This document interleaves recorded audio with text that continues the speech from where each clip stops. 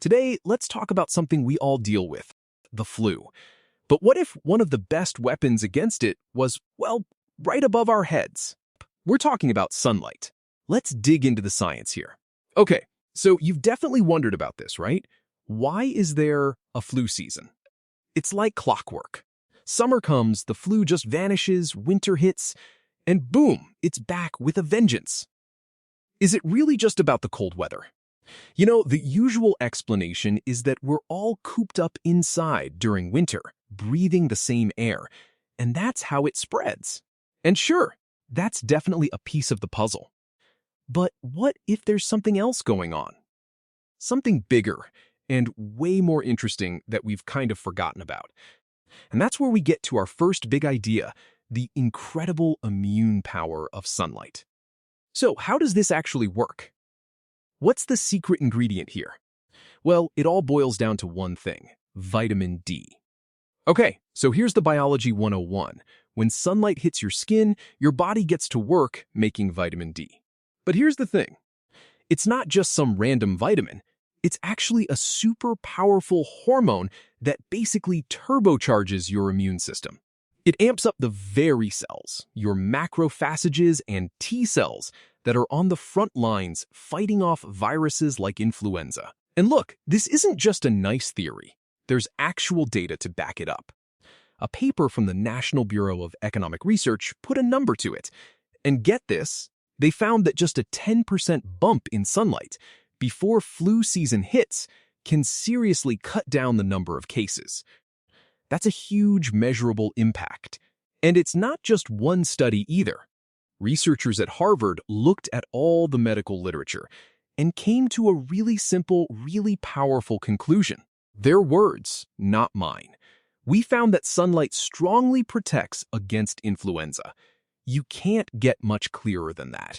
But here's where it gets really fascinating. All this science that sounds so modern, it's not new at all. It's more like we're rediscovering something that was once common knowledge. You could almost call it a forgotten cure. Think about it. Way back in the 19th century, long before we had all our modern drugs, doctors had this amazing treatment for respiratory illnesses. They would literally roll patients' beds outside into the open air. They called it sun and fresh air therapy, and they swore it helped people get better faster. It's just such a wild contrast, right? Back then, using sunlight to treat people was just normal medicine. But today, this idea has been almost totally lost. It's just not something you learn about in med school anymore. And knowing about this forgotten history, well, it adds a really interesting layer of context to a very public and very controversial moment that happened not too long ago. Okay, let's rewind the clock to April 23rd, 2020. The whole world is on edge. It's the early days of the pandemic, and everyone's watching these White House briefings. And during one of them, an idea gets thrown out there that, well, it caused quite a stir, Gaff. Same old group. You ready? I hope people enjoy the sun, and if it has an impact, that's great. I'm just hearing this, not really for the first time. I mean, there's been a rumor that, a very nice rumor that you go outside in the sun or you have heat and it does have an effect on other viruses. But now we get it from one of the great laboratories of the world, I have to say. The idea was pretty much immediately ridiculed by the media. It was dismissed out of hand without anyone really stopping to talk about the kind of historical or scientific context we've just been discussing. This whole thing really just shined a spotlight on this huge gap between unconventional thinking and what the established medical world considered acceptable at the time. Okay, so setting aside all the politics and controversy, what does this actually mean for you and me?